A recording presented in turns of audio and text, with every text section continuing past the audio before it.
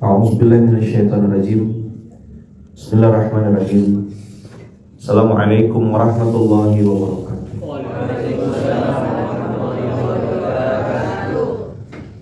Alhamdulillahirabbil alamin. Alhamdulillahilladzi bi ni'matihi tatimmus shalihat. Alhamdulillahilladzi hadana li hadza wa ma kunna linahtadiya laula an hadanallah. Asyhadu an la ilaha illallah wa asyhadu anna Muhammadar Rasulullah.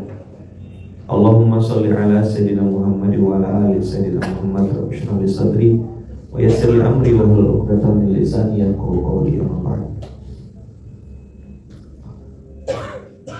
2 hari yang lalu saya bahas tentang dream and attitude.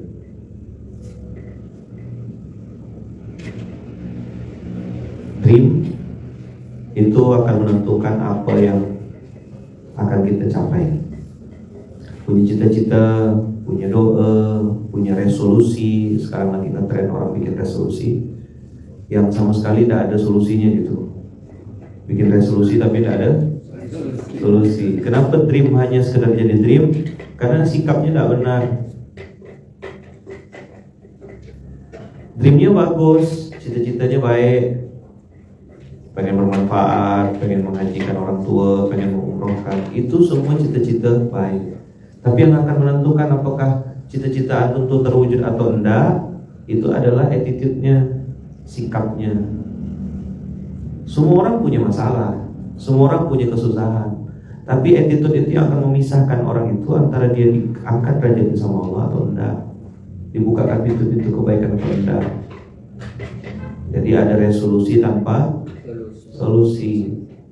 Gimana tuh? Ya sikap-sikap mental 2023 yang jelek-jelek buang. Contoh, mudah menyalahkan orang lain, itu buang. Karena itu tidak bikin hidup antum jadi lebih baik. Saya sudah pernah di fase itu. Makin saya nyalahkan orang lain, semakin saya terburuk. Maka pagi hari ini saya mau ngajak antum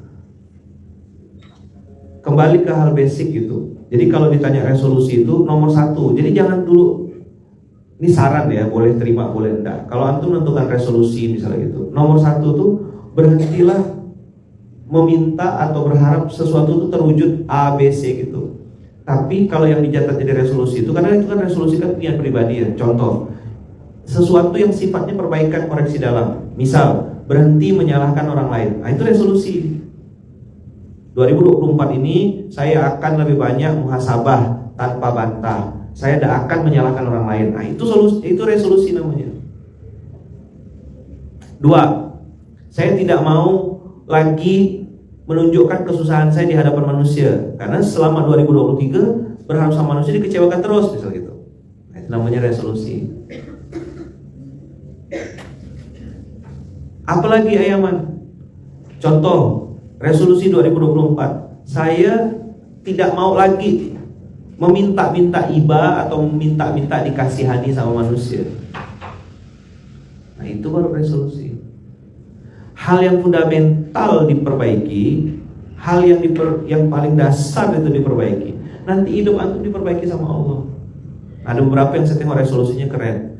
STW, sholat tepat waktu, berjamaah di masjid. Nah, itu baru resolusi. Hal-hal yang sifatnya koreksi atau introspeksi ke dalam, itulah yang disebut dengan resolusi. Bisa punya ini, bisa beli ini, bisa jalan ke luar negeri, tidak salah. Tapi itu akibat dari perbaikan diri yang antum tidak lakukan di 2023. Ketika 2023 antum A, B, C, D, lihatlah dari Januari sampai Desember, apa yang terjadi tuh? Termasuk saya bilang, resolusi itu adalah introspeksi. Kalau ditanya Ayaman ngapain sekarang? Saya kembali lagi ke template awal, kembali lagi ke settingan awal, memperbanyak apa? Memperbanyak istighfar. Saya banyak aib, banyak kekurangan, banyak dosa.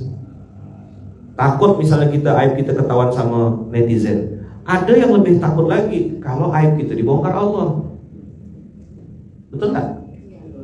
Coba, kalau aib kita dibongkar manusia, paling seminggu 2 minggu trending topik. Yang cerita pramugari sama pilot, ya paling digoreng 2 minggu, seminggu. Tapi kalau aib kita di hadapan Allah, tidak usahlah jauh-jauh ke akhirat ya. Mungkar nangkir ya di dalam kubur nih, habis dah kita. Banyak tak dosa kita? Tidak usah cerita 2010, tidak usah cerita 2017, 2018, cerita 2023 ya, yang kemarin baru lewat berapa hari. Bertaburan dah dosa kita. Seandainya Allah bongkar satu-satu, selesai itu.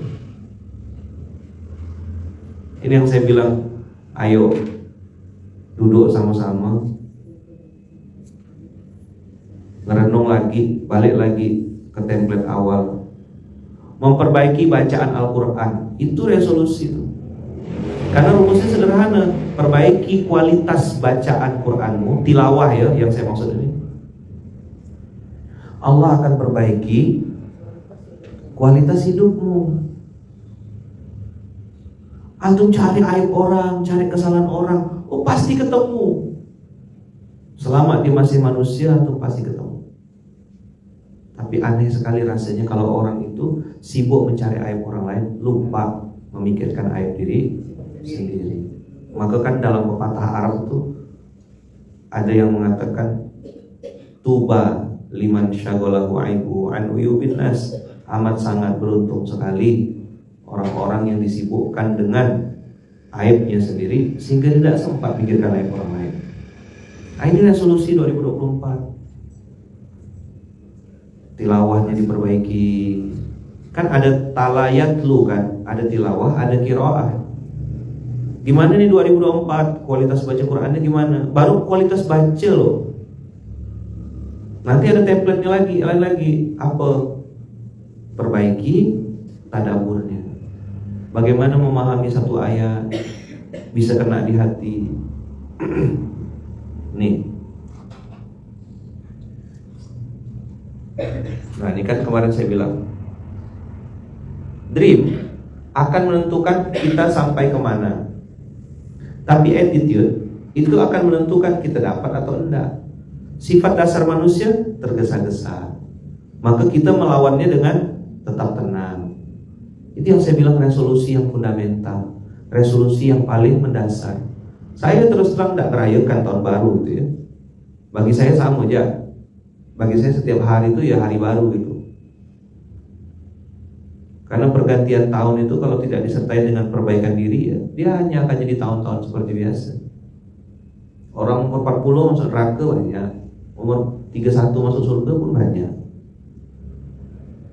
Sifat-sifat basic tuh loh, memaafkan, mengakui salah, memberi maaf.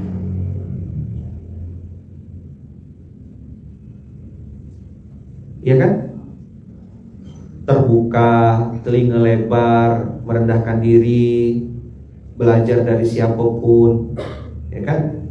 Sifat kita tuh teachable, mau diajari, mau diarahkan, punya guru, punya mentor, punya orang yang bisa bimbing kita. Nah, sifat-sifat begini yang abang kakak, usikum wa nafsi bitaqwallah, yang harus diperbaiki. 2024 udah kita lewati. Nanti dia akan tetap seperti 2023 kalau yang abang kakak lakukan masih hal yang sama. Betulkan sholat, bangun subuh. Saya ngomong kurang lebih 11 tahun, 12 tahun, tidak ada materi baru. Antum pengen berubah, betulkan hal yang basic. Bangunan tuh bisa tinggi besar. Bagaimana bisa menentukan gedung ini boleh naik 12 lantai, 13 lantai? Apa yang paling dipertimbangkan? Fondasi kan? Betul enggak? Enggak harus kuliah teknik, enggak harus kuliah jadi insinyur. Kita tahu kok kalau semakin tinggi gedung itu berarti semakin kokoh fondasinya. Nah, antum mau jadi pribadi yang tinggi atau cukup jadi pribadi satu lantai? Kalau pengen naik tinggi, berlantai-lantai, bertingkat-tingkat, di Malaysia ada lagi gedung katanya nomor 2 tertinggi di dunia. Itu pondasinya pasti dalam sekali. Tidak mungkin pondasinya cuma 2 meter ke dalam. Apa pondasi itu? Pondasi itu rasa sakit. Apa pondasi itu? Rasa sakit.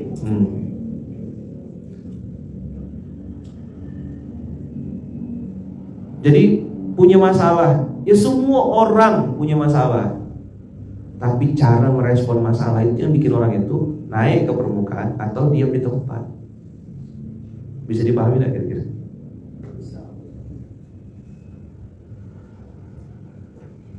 Antum ditipu, lalu meresponnya gini, alhamdulillah bukan saya yang menipu. Wah, itu keren. Antum pernah disakiti lalu belajar, oh saya tidak mau menyakiti orang lain. Tadi ada ustadz datang bikin buku anak-anak broken home, beliau juga punya background yang sama, lalu mendirikan pesantren. Itu namanya rasa sakit yang berubah jadi karya. Saya pernah ceritakan ada seorang kakak-kakak divonis sama dokter kena yang penyakit kucing, toksoplasma ya. Nggak bisa hamil, nggak bisa punya anak gara-gara suka sama kucing. Apa yang dilakukan? Dia bikin pesantren kucing. Ribuan ekor kucing diasuh sama beliau. Itu yang kata dokter bikin dia punya penyakit. Itu juga yang beliau lakukan untuk menebus dosa-dosanya. Dia bilang, mohon maaf ya, pelacur aja ngasih minum anjing masuk surga, masa saya ngasih makan kucing binatang kesayangan Rasulullah masuk surga? Jangan-jangan ini pintu surga saya. Ada orang kan cara ngeresponnya begitu nengok kucing, gara-gara kau laku tak bisa punya anak, kurang ajar nih kucing, asalnya kucing dilindas, dibunuh gitu. Kakak ini mengganti penyebab itu menjadi pintu kasih sayang. Orang tanya sama saya, "Man, gimana ceritanya bisa bikinin infak beras?" Loh, saya pernah tidak bisa makan beras, tidak bisa makan nasi. Kemarin saya ke Kuala Lumpur di Malaysia tuh ngerenung, mentadaburi, oh ya Allah, mudah betul bagi engkau untuk bolak-balikan keadaan. Cukup jadi dokumentasi pribadi saya saja, saya rekam, saya videokan, saya tonton, saya ngerenung selama di sana tuh. Oh ya Allah, dulu aku kesini dalam kondisi yang babak belur, hari ini Allah balik keadaan. Banyak syukur, alhamdulillahirabbil alamin. Segala nikmat hanya datang dari Allah. Ayo, resolusinya tuh berhenti menyalahkan orang lain, mudah-mudah memaafkan, ikut senang kalau orang lain senang. Itu 2024 tuh.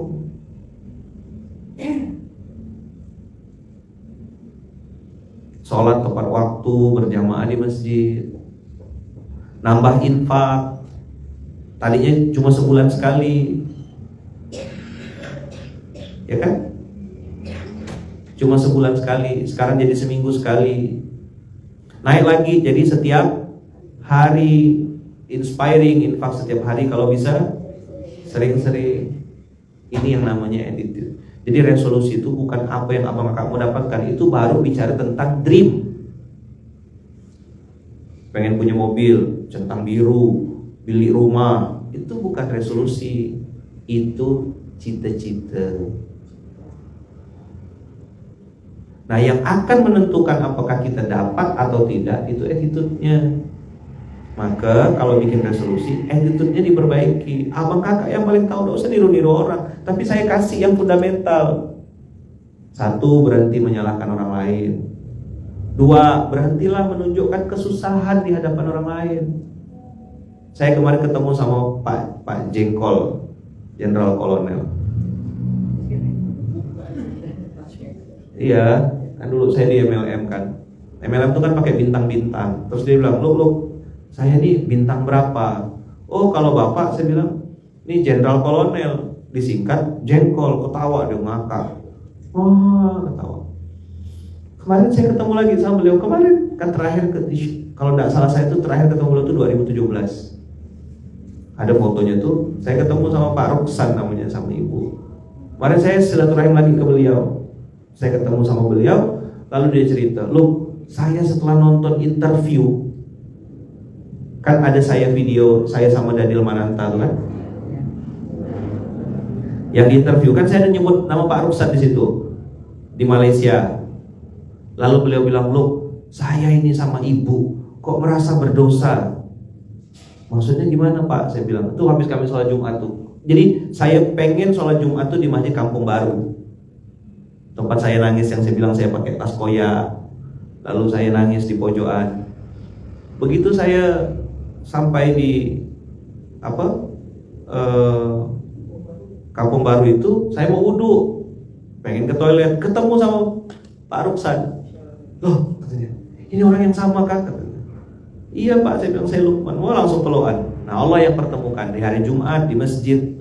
Habis itu kami pulanglah cerita. Nah, sepanjang jalan dari Masjid Kampung Baru ke warungnya Pak Ruksan itulah beliau cerita, Luk saya kok merasa berdosa sama kamu. Saya taunya kamu itu kan S2 di Malaysia. Ya biasanya kalau S2 itu ya pasti orang kaya. Ternyata saya tuh tidak tahu loh kalau kamu tuh lagi susah, nah, gitu deh bilang. Kok ya saya ambil duit dari kamu tuh 3 ringgit, 5 ringgit, ternyata kamu tuh cari makan ya. Iya Pak, saya bilang, saya buka dulu tuh ada konsultasi pakai HP, pakai laptop gitu tuh. Laptop itu besar, Asus besar, mungkin setengah meja ini kali. Makanya tas saya tuh koyak saking beratnya laptop itu. Beli second ya kan. Nah itu di situ tuh tempat orang konsultasi, ngecek kesehatan apa. Makanya saya berazam bikin rumah sehat tuh itu. Lalu dibayarlah konsultasi saya itu 5 ringgit, 10 ringgit. Nah duitnya dapat 5 ringgit, 10 ringgit. Langsung terima tuh tidak sempat masuk kocek Bu ya. Langsung geser ke Pak Ruksan sama Ibu, Bu pesan pecel lele. Nah kemarin saya datang ke situ, ke toko itu, beli lagi pecel lele, makan lagi pecel lele.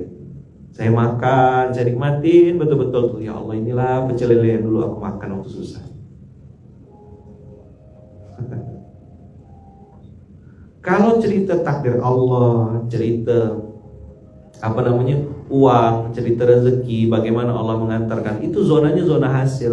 Tidak usah kita mikirkan. Zona kita tuh zona usaha, zona ikhtiar, zona introspeksi, zona memperbaiki diri. Maka saya bilang salah satu hal untuk ini, budak-budak saya suruh rekam tuh. Saya bilang dengar ya, Pak Ruksan sendiri tahun 2011-2010 itu tidak tahu. Saya baru tahu 2023. Bayangkan berapa lama saya di Malaysia. Saya kan di Malaysia 2010, 2011. Makan di tempat Pak Ruksan itu 2010, 2011. Pak Ruksan baru tahu kalau saya susah 2023. Berapa tahun kemudian? Hah? Nah itu yang saya bilang masukkan resolusi. Jangan tunjukkan kesusahan antum di hadapan manusia. Mama saya tak tahu. Kenapa kau tak bilang, kata mama. Kenapa kau tak bilang kau susah di Malaysia? Tidak, saya bilang. Salah satu hal yang saya jaga kuat adalah saya tidak mau menunjukkan kesusahan di hadapan manusia. Itu tauhid. Tauhid itu kan 3. Masih ingat atau masih lupa? Nih.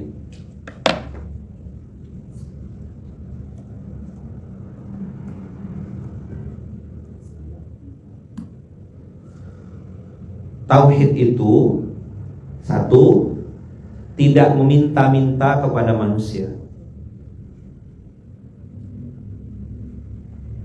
Buat yang di TikTok, buat yang lagi nanya, saya pindah-pindah tempatnya, tapi yang rutin insya Allah di Masjid Kapal Munzalah di Pontianak.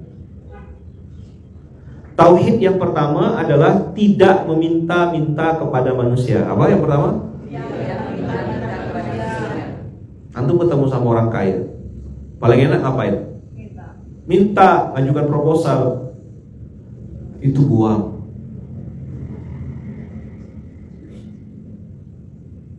Sama kayak saya sekarang ngurus Masjid Kapal Munzalah. Kebutuhannya banyak, keperluan untuk masjid internal sendiri banyak. Tapi bagi saya kok rasa-rasanya ya mulut saya itu tidak bisa gitu. Tolong bantu Munzalah dong. Santri-santri yang ada membersama Munzalah itu sadar-sadar mereka ya, kalau mereka mau bantu mereka geser, tidak ada masalah. Aku berinteraksi sama kau bukan karena kau bantu aku, karena kau beriman, kau punya Islam, kau yakin pengen punya bekal mati, ya tugas aku pun bersamamu. Masalah nanti kau mau bantu atau tidak itu urusan kau sama Allah. Kan hartamu kau yang dihisap sama Allah. Saya ngomong di SMK gini, abang kakak mau nyumbang lah. Untuk abang kakak seorang kok, saya sudah sering ingatkan, Allah tidak perlu duit kita. Dan Allah tahu kita tak punya duit pengen nyumbang. Allah juga tahu kalau kita tak punya duit pengen nyumbang. Udah, santai aja.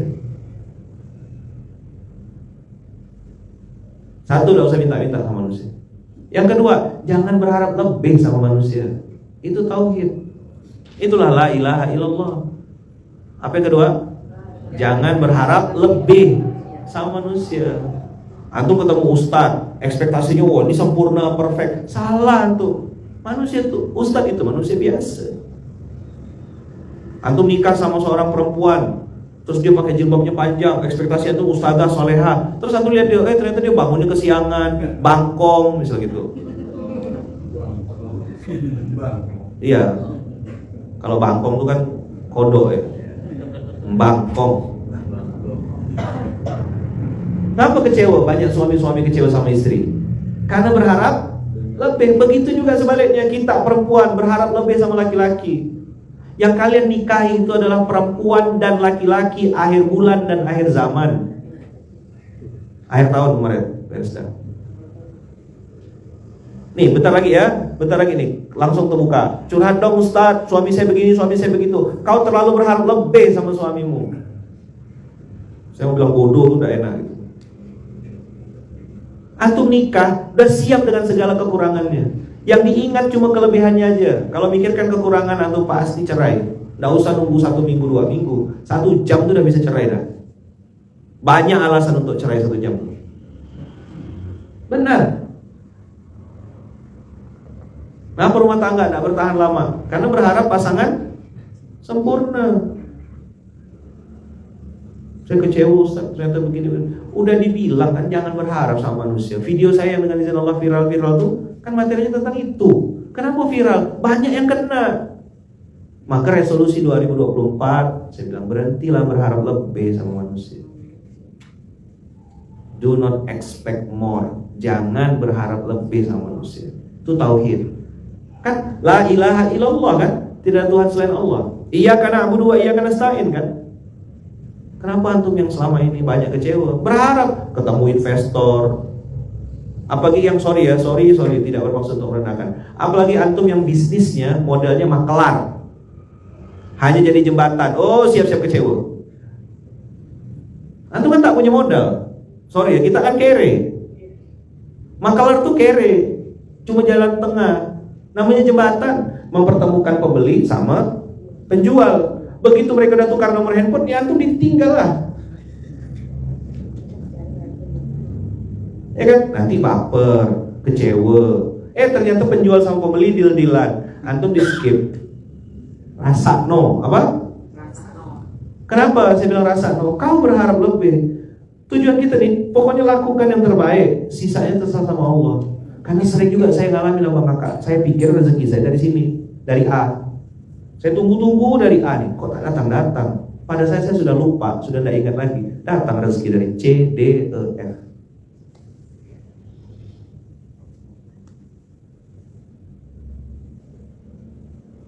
Apa yang pertama?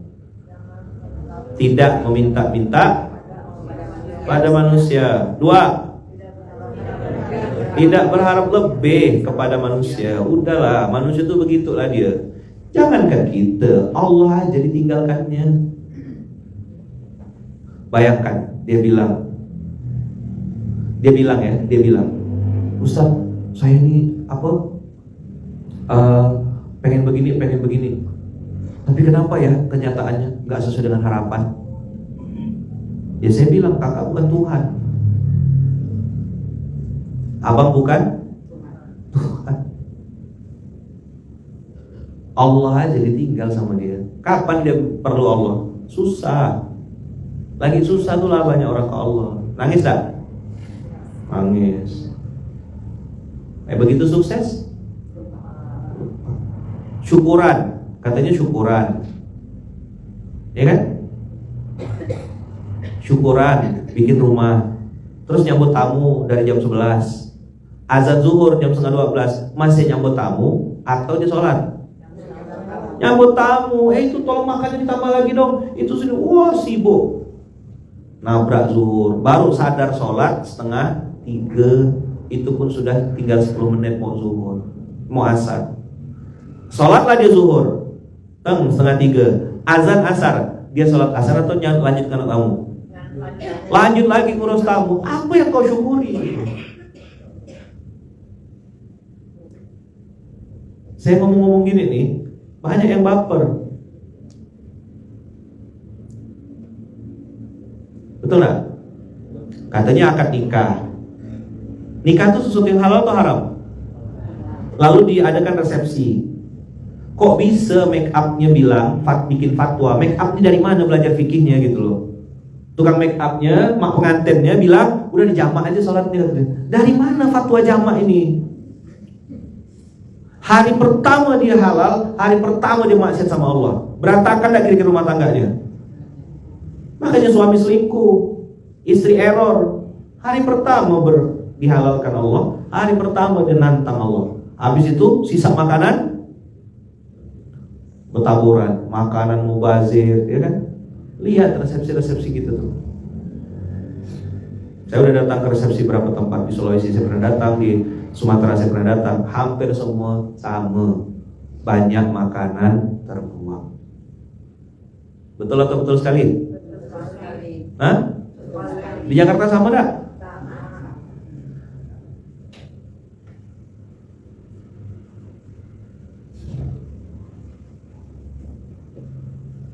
Udah? Jadi 2024 ini Abang Kakak, tidak akan ada perubahan kalau kelakuan kita masih gitu-gitu aja.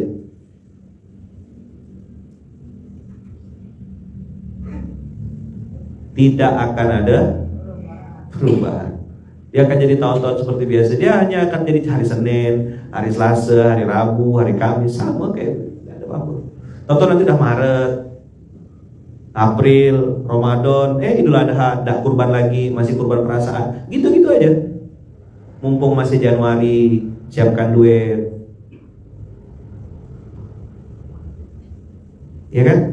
Sisihkan 10.000, 20.000, masukkan, bikin komitmen. Pokoknya kalau nengok duit pecahan 20.000, tidak boleh dijajankan. Masuk celengan, kurban, Idul Fitri, Idul Adha harus sudah siap.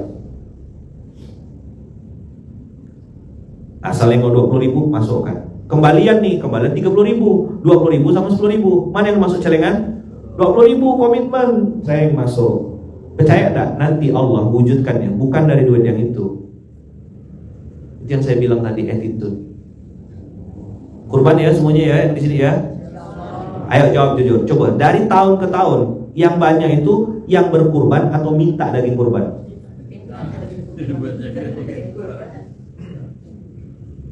Datang tuh pakai motor cicilan yang harganya 700.000 sebulan, bahkan ada 1 juta sebulan.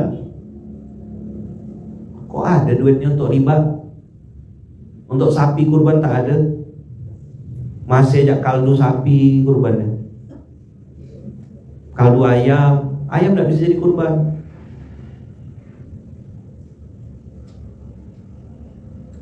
Bulan apa Idul Adha? Coba cek. April Mei gitu kalau tidak salah. Bulan apa Idul Adha tahun ini? Cek Bu ya.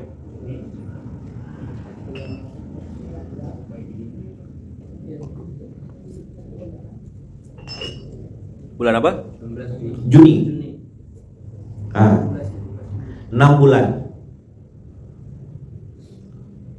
17 Juni. Jadi begitu bulan Juni nanti kita lihat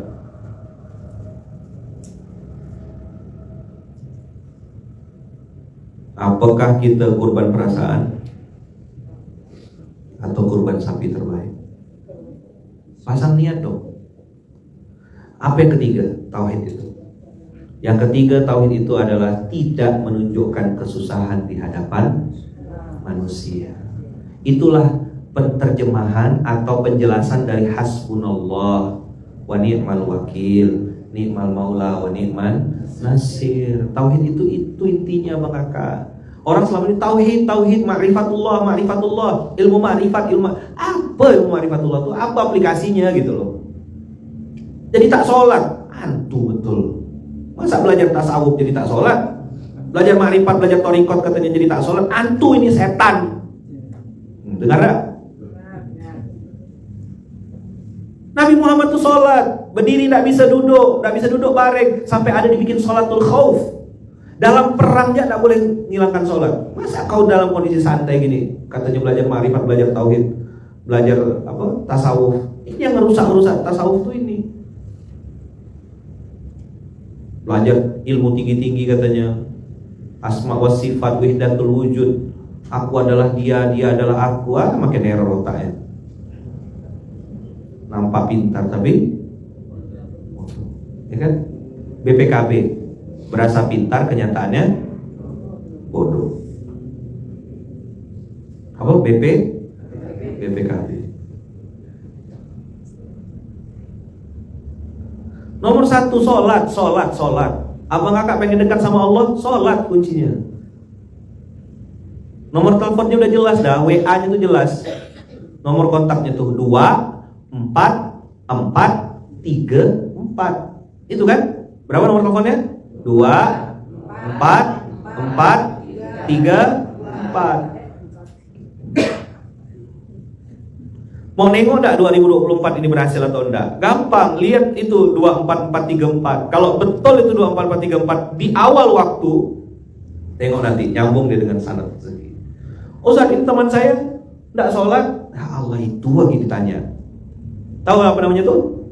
Istidraj. Itu azab berbalut nikmat. Memang duit dia lebih banyak, tapi masalah dia lebih banyak. Itu enggak nampak.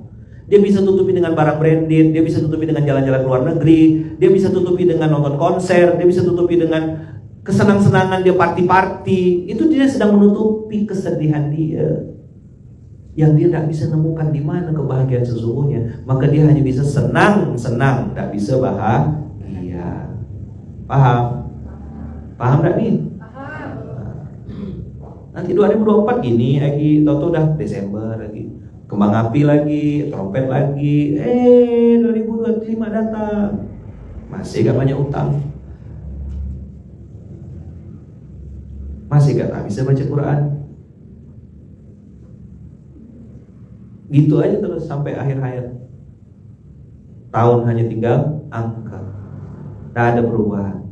Maka saya pagi hari ini nyampaikan tentang dimensi atau definisi dari tauhid.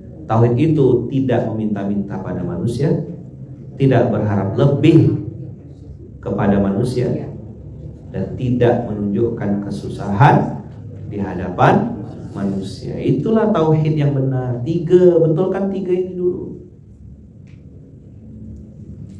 Tidak meminta kepada manusia, tidak berharap lebih kepada manusia, terus tidak menunjukkan kesusahan di hadapan manusia.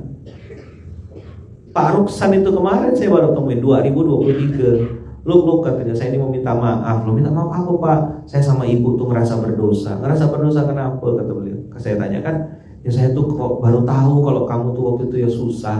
Saya kira kamu tuh waktu itu lagi punya duit. Setahu saya orang S2 tuh pasti orang kaya. Ternyata saya ambil duit 3 ringgit, 5 ringgit tuh kok saya ambil dari kamu. Kemarin pas saya mau makan, kita mau bayar tak boleh sama Pak Ruksan. Kami rebutan bayar, bukan. Enggak, saya udah niat mau belanja, kata ibu. Belanja tuh mau traktir gitu. Enggak Bu, saya bilang saya datang ke sini pengen bayar. Oh enggak boleh lu, jangan. Enggak Pak, saya bilang saya pengen. Maka waktu makan pecel lele, kan banyak menu-menu tuh, ada pecel ayam, ada apa. Saya makan pecel lele ya. Saya ingat pecel lele tuh, pakalah kepalanya tuh agak keras ya karena besar. Kalau zaman dulu kayaknya kok enak betul makan kepala.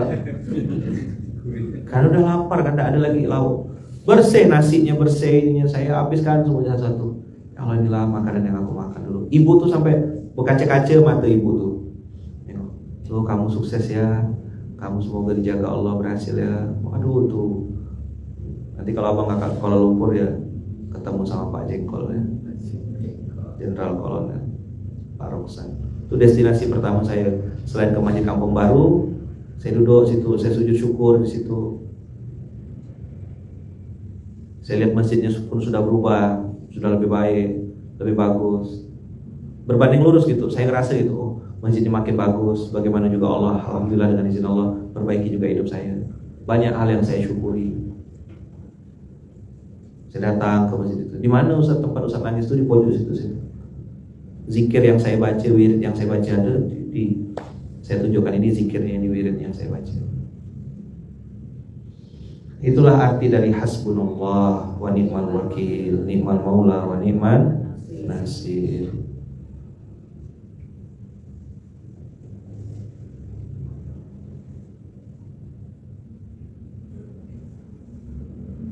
Lelenya dibagi 2, ada ayaman, enggak. Saya makan sendiri karena bunda enggak ikut waktu itu. Kalau bunda ikut saya belah 2 juga. Ini abang kakak resolusi yang penting untuk jadi renungan gitu. Bagaimana kita meletakkan harapan. Karena nanti orang-orang akan kecewa lagi ketika dia berjalan dalam kehidupan ini berharap pada makhluk. Perbaiki sholat. Ini saya ngomong udah berapa ribu kali. STW itu udah berapa lama Bu ya? Yang antum dengar ya dulu. Saya kampanyekan STW itu dari 2012. Cuma yang masif mulai serius saya fokus netes STW itu 2014. Sekarang sudah 2024 ternyata. Berarti sudah 10 tahun. Betul kan sholat apa kakak? Betul kan sholat? Ini hal basic, betul basic. Cuma itu ayaman, bukan itu itu dulu. Apa? Itu dulu. Paham enggak bacaannya? Sholat tapi enggak paham. Ayat yang dibaca imam tuh kalau bagi saya jadi nasihat.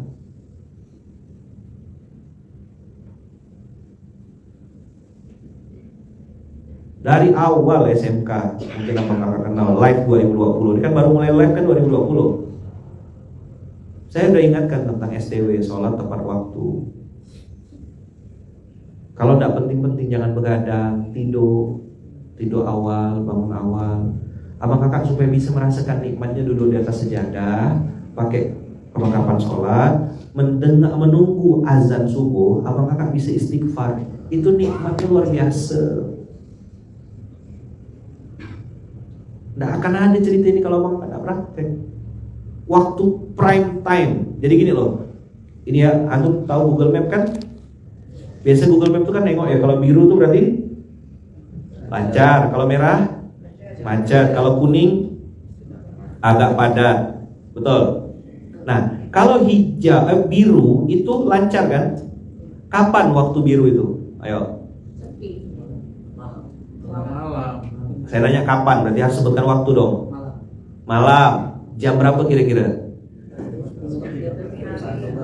Jam 1? Jam 3 subuh? Sepi gak jam 3? Sepi. Tapi jangan coba-coba jam 5 sore.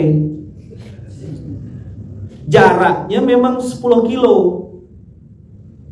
Tapi jarak tempuhnya, waktu tempuhnya bisa beda gak? Coba ya. Jam 3 subuh dengan jarak 5 km itu berapa tempuhnya? Paling 8 menit. Tapi kalau jam 5 sore Bu ya, bisa sejam. Antum lihat di dunia nyata, ini orang Jakarta dan sekitarnya, antum lihat tuh di waktu-waktu jam 5 sore, di waktu jam setengah 7, jam 7 pagi itu macet jalanan. Berarti kalau rezeki juga yang antum kejar jam segitu, antum bersaing dengan banyak orang. Cari di zona-zona yang tidak ada pemainnya. Kapan? Sebelum subuh itu. Yang lain minta rezekinya kesiangan, jam setengah 7 baru jalan. Antum sebelum subuh udah di atas sejadah lalu bilang, ya Allah, tolong bukakan pintu rezeki saya hari ini. Bukakan juga pintu ampunanmu ya Allah. Aku ini perlu perlindungan dari Engkau. Kalau tak ada kau lindungi ya Allah, habis aku masuk air. Astaghfirullahaladzim, kulli dzambin wa atubu ilaih. La ilaha illa anta subhanaka inni kuntu minaz zalimin. La ilaha illa anta subhanaka inni kuntu minaz zalimin. Berdoa kita minta perlindungan sama Allah. Oh bisa asik betul tuh. Tahu-tahu udah azan subuh, cepat benar azan subuh nih. Kita berharap jangan azan dulu kan? Karena waktu-waktu itu yang Allah bilang waktu prime time. Duduk merenung, aku sebagai suami banyak masih salah sama istri. Aku sebagai ayah masih banyak salah sama anak. Astaghfirullahaladzim, kulli dzambin wa atubu ilaih. Aku ini sebagai abang masih salah kepada adik-beradik. Aku ini sebagai anak masih salah sama orang tua. Kan gitu. Aku ini sebagai menantu masih banyak salah sama ibu mertua. Ngerenungkan itu tuh tak bergerak badan kita.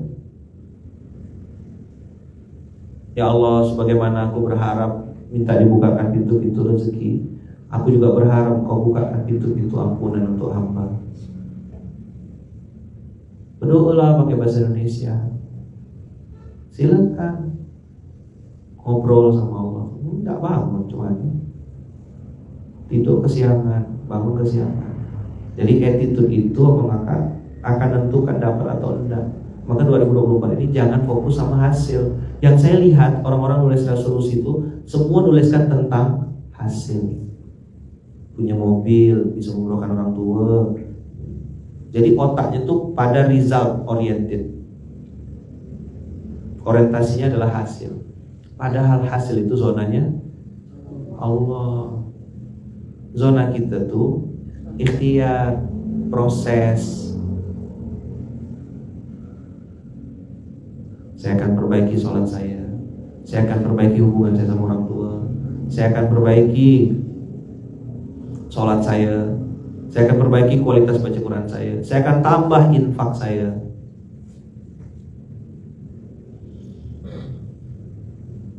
akan perbaiki kualitas interaksi saya sama Al-Quran. Sukses, suka proses, bukan suka protes.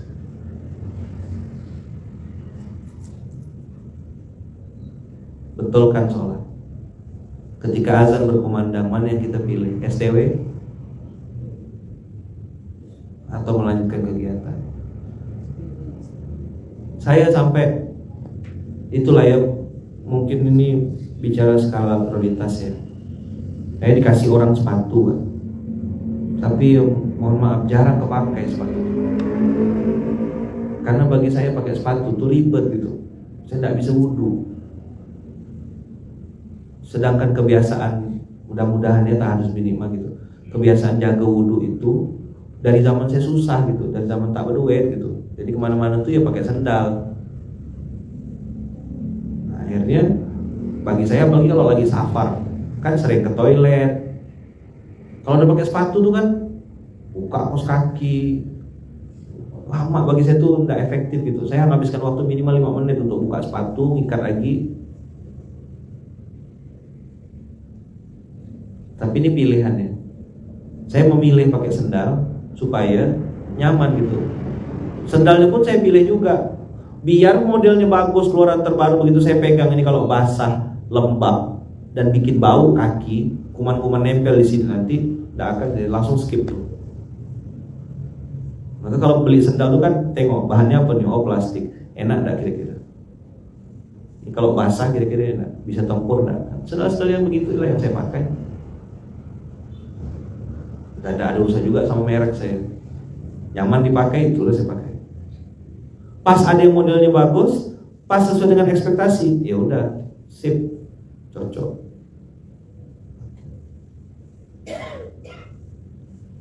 Nah, yang paling nyaman apa? Sendal jepit, emang tidak ada lawan segala medan. Kadang kalau yang teman-teman yang internal ini tahu ya, saya di mobil tuh biasanya saya siapkan sepatu. Kalau ada anak turun acara ini resmi kali nih, baru ganti sepatu. Selesai masuk mobil, lepas lagi sepatunya, kayak sandal lagi. Apa nih memprioritaskan wudhu?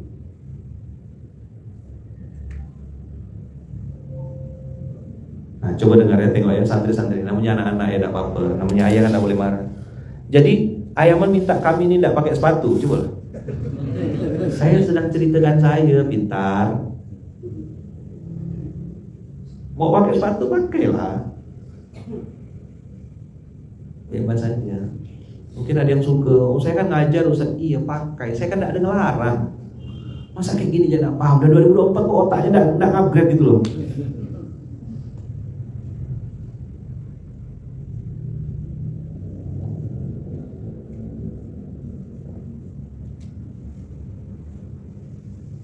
Mau pakai sepatu, saya di event-event tertentu pakai sepatu, ya kan? Nanti ada waktunya, tak apa-apa, dia bergurau nama anak-anak, udah sering ikut saya pada paham. Kadang-kadang saya itu kan, kalau gini, bagi saya ya, saya kalau keluar dari WC, keluar dari toilet, dan ngambil wudhu itu kayak ada yang kurang gitu, apa rasanya? Saya paksa diri saya untuk wudu. Jaga wudu. Orang baru tanya apa skincare-nya, apa ininya. Dah.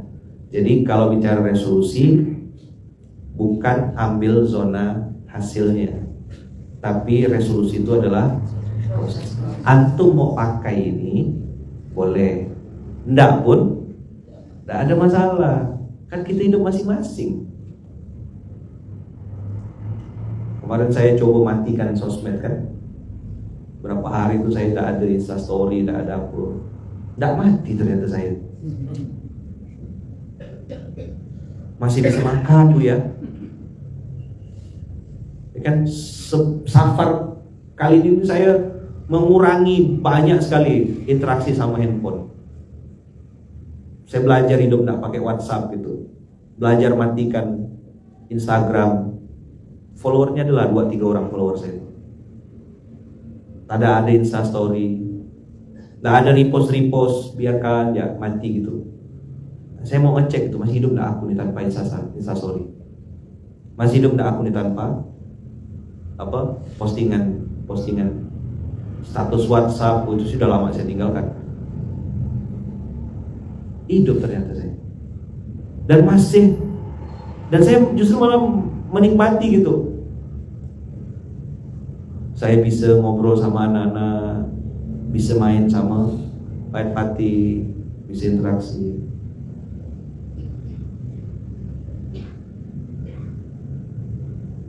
Ini kan panjang saya safar dari tanggal 17 kan sampai tanggal 2 akhir. Tanggal 3 insya Allah besok balik ke Pontianak.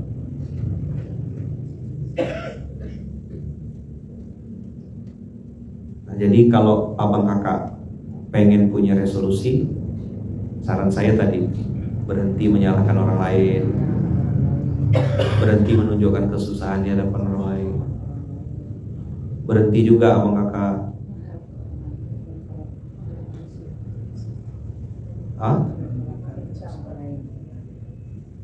berhenti juga minta dikasihani.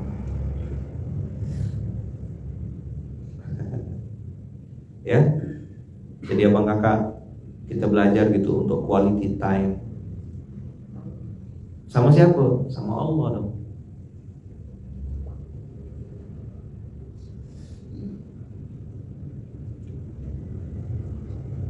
Jadi kita punya waktu yang berkualitas, berinteraksi. Pak Ustadz punya token listrik, bukan token listrik, itu filter air. Betul nggak? Yang bunyi-bunyi itu air atau token listrik? Bunyi filter air. Tit, kedengaran ya, masya Allah. Tajam sekali tuh ini. Di sini nggak pakai bunyi-bunyi. Dia kalau mati langsung. Suka-suka dia aja mati. Jadi di sini nggak pakai peringatan. Tit, itu udah ada. Langsung tuh mati. Dan itu mati pun di kamar saya. 2 dia mati tuh, mati listrik, mati air, gitu biasanya.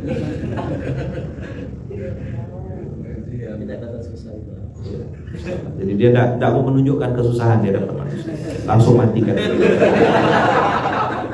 Kalau tit nampak miskinnya kan? Nah, inilah dia mempraktekkan tauhid itu dengan cara yang sesuka-suka dia. Gitu. Makanya saya tidak bisa lama-lama di sini, langsung balik saya besok insya Allah. Jadi ini beliau sudah mempraktekkan tauhid gitu.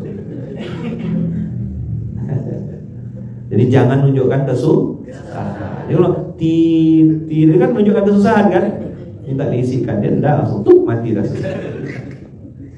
Atau kelagapan gitu. Tengoklah SMK, token listrik pun dibahas, Jol. Saking pentingnya materi SMK. Sehari-hari udah saya bahas. Kalau dengan bahasa begini antum masih tak paham yang saya sampaikan, memang perlu ke rumah makan Padang. Ada otak dah gitu. Ya, di rumah makan Padang itu kan dah? Ada otak dah gitu. Oh ada. Itu kalau orang tak ngerti gurau ini kan tersinggung dia kan. Jadi kalau orang di rumah makan Padang kan itu pertanyaannya. Habis nanya otak ada paru dah gitu, baru paru. Memang kalau udah ada otak sama paru tuh susah nolaknya. Nggak kode ini, nggak kode. Saya bisa beli, insyaallah. Gitu abang kakak, ayah bunda semuanya. Hari kedua ini di Januari ini, silakanlah abang kakak mau pakai gaya lama atau pakai gaya baru. Tapi cara membuat resolusi, cara membuat perubahan dalam diri udah saya kasih tahu. Perbaiki attitude, perbaiki sikap, perbaiki akhlak sama Allah, akhlak sama manusia. Nanti Allah pasti perbaiki kualitas hidup kita. Sip? Oke? Baik. Itu dulu abang kakak yang bisa saya sampaikan. Terima kasih banyak. Mohon doanya untuk saya, untuk istri saya Bunda Uu, untuk anak-anak saya, untuk kami sekeluarga. Doakan semoga kami semuanya selalu dalam lindungan dan kasih sayang Allah. Mama saya, ibu saya, doakan kami semuanya. Saya juga mendoakan abang kakak dijaga Allah, dilindungi Allah, diberkahi Allah. Semakin baik hidupnya, semakin berkualitas hidupnya, selalu dalam lindungan dan kasih sayang Allah. Dijauhkan dari fitnah, dijauhkan dari azab, dijauhkan dari hal-hal yang buruk, dijauhkan dari niat jahat orang yang punya niat jahat. Semoga Allah perbaiki hidup kita, Allah tutup aib-aib kita, Allah lindungi kita dalam keadaan apapun abang kakak.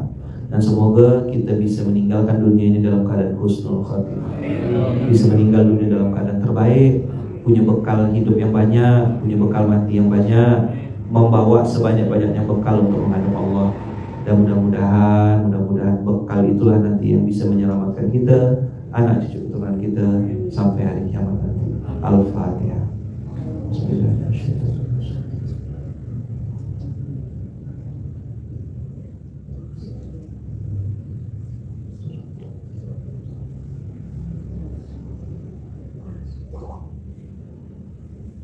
Rabbana taqabbal minna innaka antas samiul alim wa tub 'alaina innaka antat tawwabur rahim. Rabbana anzilna munzalan mubarakan wa antal khairul munzilin. Bismillahirrahmanirrahim. Tawakkalna 'ala Allah, la haula wala quwwata illa billahil aliyyil azim. Subhanakallahumma wa bihamdika asyhadu an la ilaha illa anta astaghfiruka wa atubu ilaik. Barakallahu fikum, berkah selalu. Terima kasih banyak abang kakak. Assalamualaikum warahmatullahi wabarakatuh.